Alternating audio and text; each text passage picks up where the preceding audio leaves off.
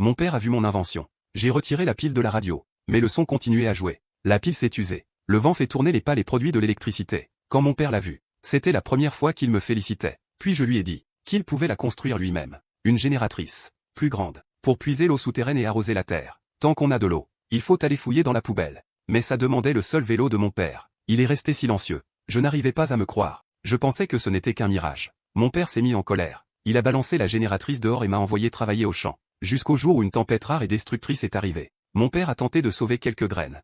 Mais l'inondation a tout emporté sans pitié. La pluie n'a pas stoppé le désastre. Puis est venue la sécheresse du siècle. La terre s'est fendue. Pas une goutte d'eau n'est restée. Toutes les cultures sont mortes. Mon père a creusé plus profondément. Chaque pelle ne soulevait que de la poussière.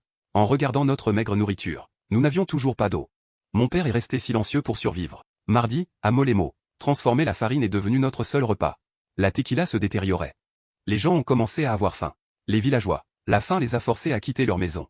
À ce moment-là, la famine avait déjà emporté beaucoup de vies.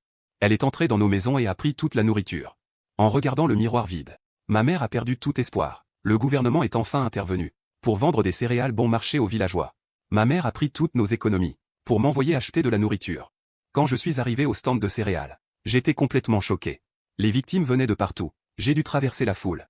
Mais je n'ai acheté que 40 sacs de céréales pour rentrer. Mon père a regardé la nourriture et a dit qu'on ne devait manger qu'une fois par jour. C'est le seul moyen de tenir plus longtemps. Puis j'ai remarqué un vélo étrange. Quand les roues tournaient, le phare s'allumait. Cette lumière a fait surgir une idée dans ma tête. J'ai décidé de construire une génératrice pour puiser l'eau souterraine et combattre la dégradation des sols. Mais il y avait un problème.